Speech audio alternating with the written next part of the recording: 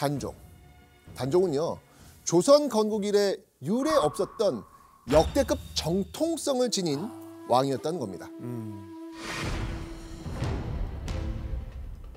단종은 8살 나이에 할아버지 세종에 의해 왕세 손에 책봉됐고, 심지어 문종이 정말 어렵게 얻은 금지 오겹 외아들이었습니다.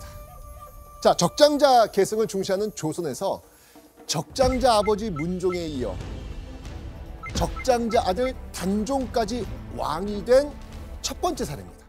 그래서였을까요? 할아버지 세종의 손자 사랑이 뭐 무척이나 지극했다고 하죠.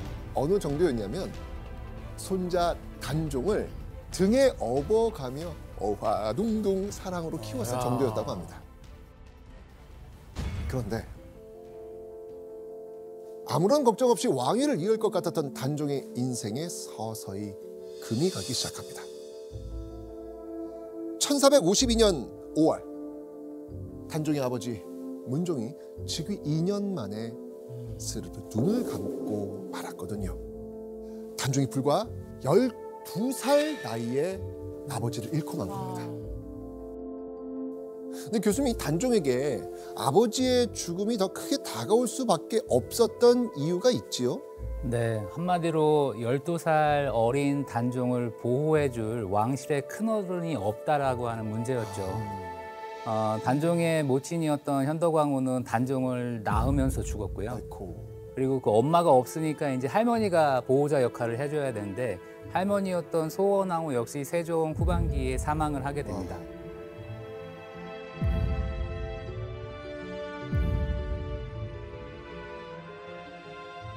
그러니까 이렇게 어린 나이에 즉위를 했는데 왕실에서는 단종을 보호해줄 사람이 아무도 없게 되는 이런 상황에서 왕위를 시작을 한 것이죠. 단종은 오랜 시간 슬퍼할 겨를이 없었습니다. 왜냐하면 단종은 문종이 사망하고 5일째가 되던 1452년 5월 18일 조선 왕실의 예정된 계획대로 경복궁 근정문 앞에서 즉위식을 올려야만 했습니다. 12살 단종이 조선의 제6대 왕이 된 겁니다. 10대 나이에 왕위에 오른 건 단종이 최초였습니다. 임종 직전 문종이 남긴 말에 주목해 볼 필요가 있습니다. 왜냐하면 이 말 한마디가 오늘 이야기의 도화선이 됐다고 볼 수 있거든요. 내 아들을 잘 보살펴 주게. 혼자 남겨질 어린 아들이 안쓰러웠을까요? 문종이 어떤 신하에게 단종을 꼭 챙겨달라고 신신당부했던 겁니다. 자, 문종의 유언을 들은 신하. 김종서라는 신하가 그 태종, 그리고 세종, 문종, 단종 이렇게 4명의 임금님을 모신 신하예요. 단종이 좋아했던 인물이자 또 믿고 따르는 몇 안 되는 신하 중에 하나였어요. 임금이 임종 때 세자나 신임하는 신하들에게 뒷일을 부탁하는 걸 고명이라고 합니다. 김종서는요, 바로 임금의 고명을 받은 고명 대신 중 한 사람이었습니다. 단종은 아버지의 뒤를 이어 왕이 됐는데 내가 잘할 수 있을까? 이런 상황에서 아버지 문종의 유언을 받은 고명 대신 김종서는 궁궐에서 믿고 의지할 만한 유일한 어른 아니었을까요? 자, 그런데 그렇게 12살 어린 나이에 조선의 정사를 돌보게 된 단종. 어느 날 정문을 보고 있던 단종에게 문서가 하나 올라옵니다.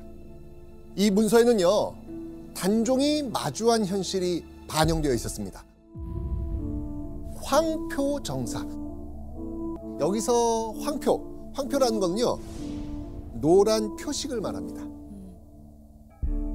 조선에서는요, 보통 인사를 낙점할 때 대신들이 대략 3명 정도를 추린 다음 그들의 이름을 문서에 적어서 왕에게 올립니다. 그러면 왕은 이걸 보는 거예요. 그 중에서 왕은 적절한 사람을 골라서 그 이름 밑에 점을 찍는 거죠. 그런데 단종이 받은 문서에는 이미 한 사람의 이름 밑에 의문의 노란색 표식, 일종의 포스트잇 이런 게 붙어져 있는 거예요. 김종서를 비롯한 대신들이 후보 중에서 원하는 인사를 선발하기 위해 미리 표식을 붙여둔 겁니다. 비정하고도 냉혹한 정치 현실을 처음으로 피부로 느끼게 된 순간이었을 겁니다. 하지만 이런 상황에서도 단종에게 의지할 사람이라고는 김종서뿐이었습니다. 그러니 김종서의 요구를 담담히 받아들일 수밖에 없었겠죠. 자, 그런데 어느 날 김종서를 비롯한 신하들이 깜짝 놀랄 만한 일이 생깁니다. 단종이 신하들에게 목소리를 높이는 일이 생긴 거예요. 자, 단종이 목소리를 높인 건요, 바로 이런 이유 때문이었습니다. 단종이 즉위하고 한 달 정도가 지난 어느 날 사원부의 관리들이 단종을 찾아와요. 그리고는요, 국내에 남아있는 불당, 이 불당을 허물자라고 제안을 한 거예요. 유교의 나라 조선에서 불당이 권례에 남아있는 게 웬 말이냐. 이건 있을 수 없는 일이라면서 신하들이 들고 일어난 겁니다. 그때 단종이 신하들에게 이렇게 말합니다. 안 된다. 이것은 상왕께서 설치하신 것이니 폐지할 수 없다. 어린 단종이 지엄한 왕의 모습을 보이며 신하들의 의견에 반대한 겁니다. 어린 왕이니까 잘 모르니까 우리 의견 잘 따라주겠지, 이런 생각을 했을 김종서를 비롯한 신하들의 코를 납작하게 만드는 일이 벌어진 거예요. 그렇게 단종은요, 점점 왕으로서 위엄을 갖추며 성장해 나가고 있었던 것이죠. 그런데 단종이 즉위하고 약 4개월째가 되던 어느 날 단종의 머리를 찌끈거리게 만드는 일이 발생합니다. 바로 이겁니다. 고명사은사, 조선 왕의 즉위를 승인해준 명나라에게 인사를 올리려 보내는 사신입니다. 당시에는 조선의 왕이 즉위하고 나면 명나라 황제가 승인을 해줘야 됐거든요. 조선 왕실을 대표하는 사신단인데다가 처음으로 명나라 황제에게 예를 갖추는 일입니다. 그러니 단종 역시 공을 들인다 안 들인다. 드리죠. 이게 자기 첫인상이니까. 그렇죠. 잘 심어줘야죠. 명나라에. 그렇죠, 맞습니다. 자, 그런데 문제는요, 아무나 보낼 수 없는 건 물론이고요, 명나라의 사신으로 가는 고된 일을 맡겠다는 이도 많지 않았습니다.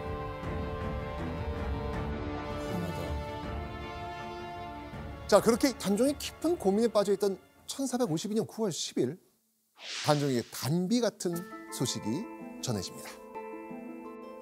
추상께서 나이가 어리고 정부에 대신은 조정의 정사를 도모하고 의논하는데 우리들은 일하는 것이 없으니 사신으로 가기를 청합니다. 누군가 명나라로 향하는 고명사은사에 자원한 겁니다. 그리고는 나는 관직이 없는 사람이라 마땅히 할 일도 없어 먼 길을 떠난다 해도 문제될 것이 없습니다. 라고 지금 말하고 있는 거예요. 자, 이렇게 명나라에 다녀오겠다며 자원한 사람은 과연 누구였을까? 바로 이 사람입니다. 수양대군 납시오. 수양대군? 바로 단종의 큰 삼촌 수양대군이 꺼낸 말이었습니다. 수양대군은요, 종씨를 대표할 수 있는 자신이 명나라에 다녀오는 게 오히려 명나라 체면도 세워주는 일이라고 말합니다. 먼저 자기가. 네. 고명 대신 김종서와 달리 삼촌 수양대군은 핏줄이잖아요. 힘든 일임에도 자신을 위해 적극적으로 나서주는 삼촌을 보면서 단종은 좀 든든한 마음을 느끼지 않았을까요? 교수님, 제가 아는 수양대군은 명나라에 그냥 갔을 리가 없거든요. 어떤 의도가 있었을 것 같은데 네. 그게 뭘까요? 사실 문종 즉위 이후부터는 수양대군이 권력의 핵심에서 소외되어 가고 있는 상황이었어요. 그러다 보니까 수양대군의 입장에서는 단종의 즉위와 관련된 고명 사은사로서 자신이 가는 것을 이제 자처함으로써 약해져가고 있었던 자신의 위상과 권위를 다시 한번 확인하려고 하는 그런 의도가 있었다라고 보여집니다. 근데 우리는 이미 결론을 알고 있기 때문에 그 알고 있는 결론 속에서 다 이렇게 생각을 하고 있지만 정작 이런 것들을 풀어가는 과정에서는 사실은 그렇게 단정해서 얘기할 수 있지 않는 부분들도 있죠. 사실 정치적 야심이 큰 수양대군을요, 단종 주변 신하들은요 탐탁지 않게 생각을 했어요. 명나라에게는요 사신으로 온 수양대군이 조선 종친을 대표하는 인물로 비춰질 수도 있잖아요. 그래서 몇몇 신하들은요 수양대군이 명나라에 다녀온 거 반대합니다. 자, 하지만 이 신하들의 반대에도 불구하고요 수양대군은 고명사은사로 명나라에 가서 업무를 잘 수행합니다. 자, 그렇게 명나라에 다녀온 이후 수양대군은 종친들 사이에서 또 조선 조정에서도 입지를 굳건하게 다질 수 있었죠. 그렇게 약 1년이 지난 1453년 5월 17일 삼촌 수양대군이 정문을 보고 있던 단종을 찾아옵니다. 그리고는 단종에게 특별한 제안을 합니다. 수양대군이 단종에게 결혼을 하라고 제안을 한 겁니다. 왜 그랬을까? 왜냐하면 이때 단종은 13살이 됐는데도 중전 자리가 비어 있었거든요. 이건 옳지 못하다면서 수양대군이 결혼을 제안한 겁니다. 이때 단종은요 손을 절레절레 흔들면서 난색을 표합니다. 그리고는 삼촌에게 애둘러 이렇게 말하죠. 아버지 3년상이 끝나지 않았습니다. 자, 그러자 수양대군은요 단종을 체근하며 이렇게 말합니다. 3년상을 지키려는 마음은 알지만 하루빨리 국헌을 올려 후사를 보셔야 나라가 더 평온해지지 않겠습니까? 단종은요 삼촌 수양대군의 결혼 제안을 이건 대의 명분에 맞지 않는 일입니다 라면서 끝내 거절합니다. 물론 결혼 제안의 그 진위를 알 수는 없지만 단종은 자신을 챙기는 수양대군을 든든하게 느끼지 않았을까요? 자, 그렇게 착실하게 왕 역할을 해나가고 있던 단종. 그런 단종에게 정말 마음의 위안을 주는 사람이 있었습니다. 다름 아닌 단종의 유일한 혈육이었던 경혜공주였습니다. 어느 정도였냐면요, 단종은 적적한 마음을 달래기 위해서 경혜공주의 집을 자주 찾아갔다고 합니다. 그런데 남매의 운명을 뒤흔드는 엄청난 비극이 찾아옵니다. 1453년 10월 10일 그날도 어김없이 단종은요 누이 경혜공주의 집에 머물고 있었습니다. 그런데 갑자기 문밖이 소란스러워집니다. 그리고 잠시 후 삼촌 수양대군이 경혜공주의 집에 들이닥칩니다. 수양대군은 왜 이렇게 다급하게 경혜공주의 집까지 찾아왔을까요? 바로 이 일이 있었던 겁니다.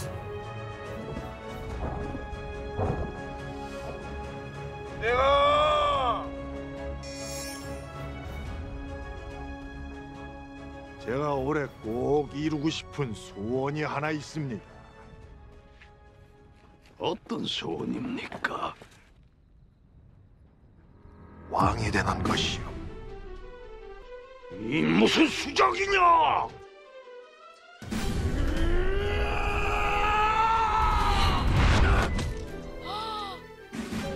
영모. 단종의 운명을 세차게 뒤흔든 사건, 바로 계유정난. 어린 임금을 어지럽게 만드는 주변 상황을 바로잡겠다라고 하면서 수양대군이 계유정난을 일으킨 거였습니다.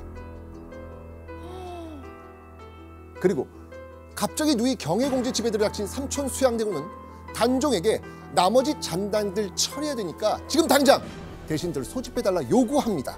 그리고 왕의 명령을 받았다는 것을 인정하는 명패를 내어달라 요구하죠. 태우 씨, 이때 삼촌 수양대군에게 뭐라고 이야기하셨습니까? 삼촌 저 좀 살려주세요. 삼촌이 해달라는 대로 다 해줬죠. 네, 명패 써서 신하들 부르라고 해서 그 그거 다 내어놓고. 단종은 왜 이렇게 그냥 무방비로 당한 거예요? 사실 단종도 수양대군의 야심에 대해서는 알고 있었죠. 그럼에도 불구하고 단종 옆에는 김종서로 대표되는 관료 세력이 있었고요. 또 안평대군으로 대표되는 종친들도 있었습니다. 또 수양대군이 고명사은사로 사행을 직접 다녀오기도 하고 또 국혼을 이렇게 주선하려고 노력하기도 하는 이렇게 적극적으로 보필자로서 어필하고 있는 상황이었기 때문에 마음을 놓고 있었던 것인데 그러다가 개유정난으로 뒤통수를 맞은 셈이었습니다.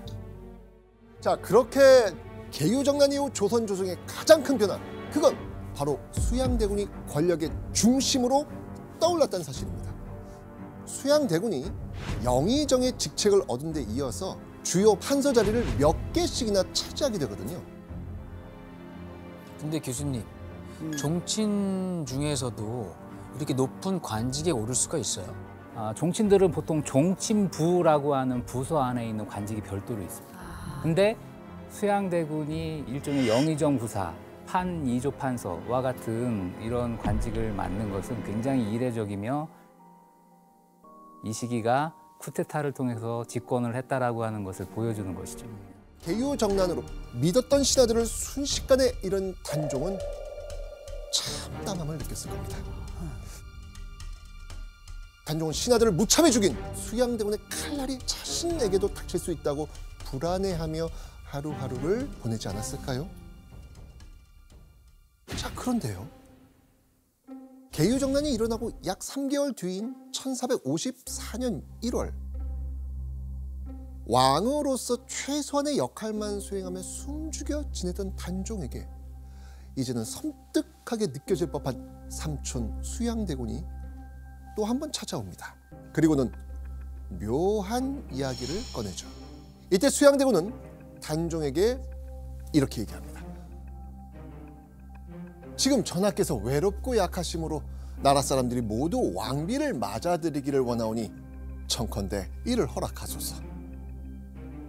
8개월 전 제안했다가 실패했던 단종의 혼인을 또 추진하는 겁니다. 그러네요.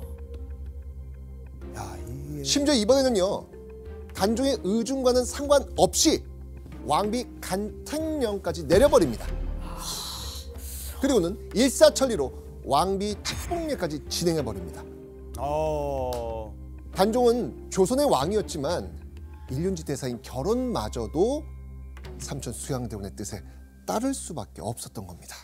언젠가는 치러야 할 국혼이라면 차라리 수양대군 측에서 유리하게 주도하는 방식으로 치르는 게 낫겠다라고 하는 판단이라고 할 수 있습니다.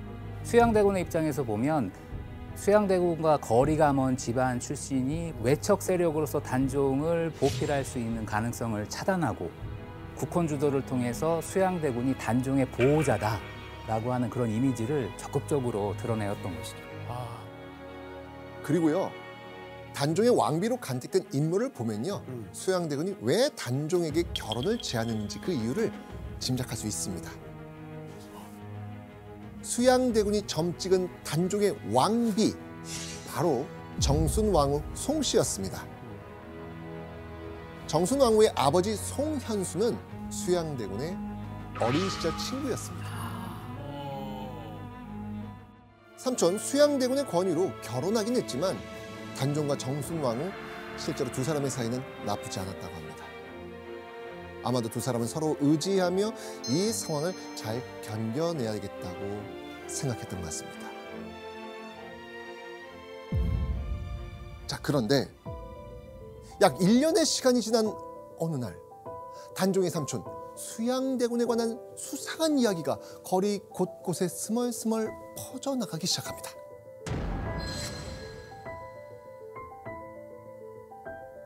당시 백성들 사이에 삼촌 수양대군이 조카 단종을 위협해서 왕위를 빼앗으려고 그래 라는 소문이 쫙 퍼진 거예요.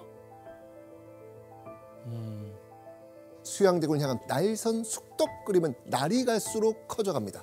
그런데 바로 이때 단종은요, 삼촌 수양대군에 관한 놀라운 포고문을 발표합니다. 숙부의 충성과 공의는 오로지 과인뿐만 아니라 실로 종묘와 사직을 위한 일이다. 어찌 뜬 말로 이간할 수 있겠는가?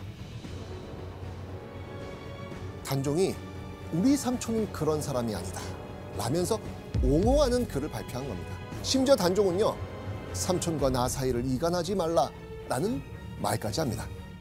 그런데요, 포고문을 발표할 때 삼촌 수양대군이 귀를 쫑긋 세울 만한 이야기도 함께 놓습니다.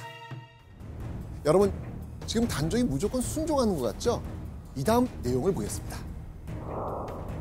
옛적에 성왕이 어리고 주공이 섭정하니 장차 나이 어린 왕에게 이롭지 못하리라 하였는데 무경, 관숙, 채숙을 죽인 뒤에야 안정되었다.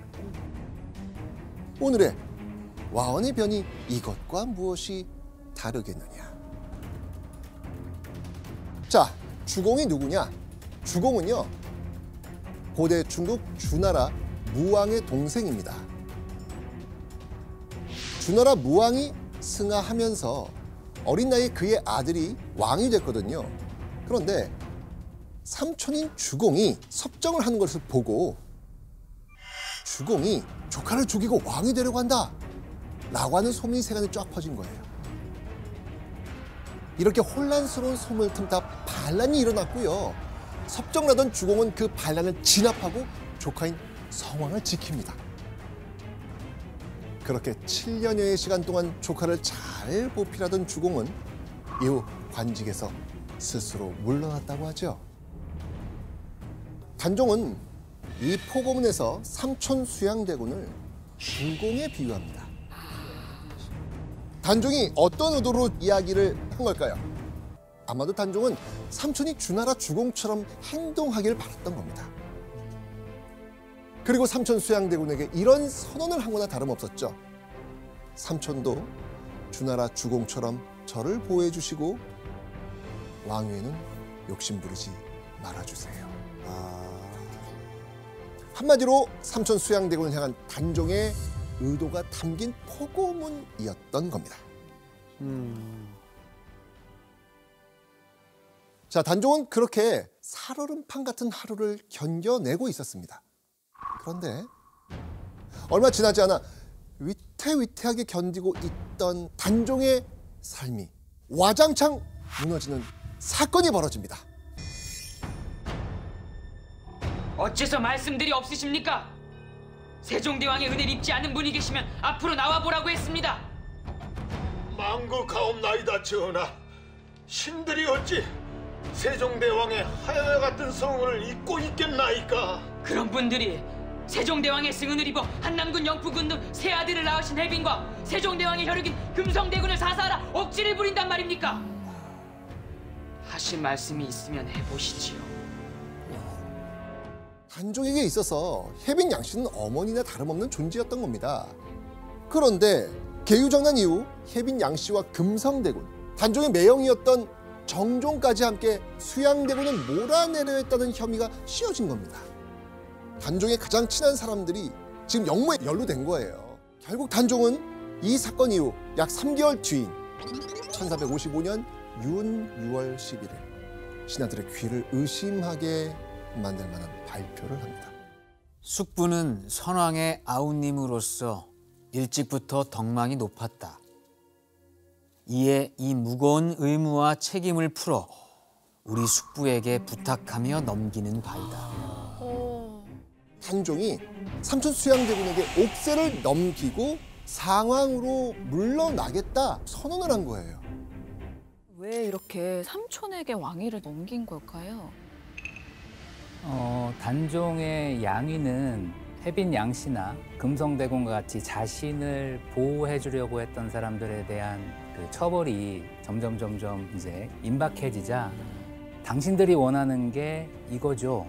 왕위를 건네주겠습니다. 그러니 더 이상 저의 사람들을 건들지 마세요 라고 하는 호소에 가깝다라고 생각을 합니다. 이렇게 하지요. 금성대군과 혜빈을 살려주는 대신 내가 보위를 물러나면 되겠습니까? 아니들 말씀이옵니다, 전하. 아니들 말씀이옵니다, 전하. 그렇게 하지요. 내가 수양대군에게 선의를 하고 보위를 물러나겠습니다. 삼촌 수양대군의 압박에 왕위에서 물러난 단종. 이날이 바로 수양대군이 조선 제7대 왕 세조가 되는 순간입니다.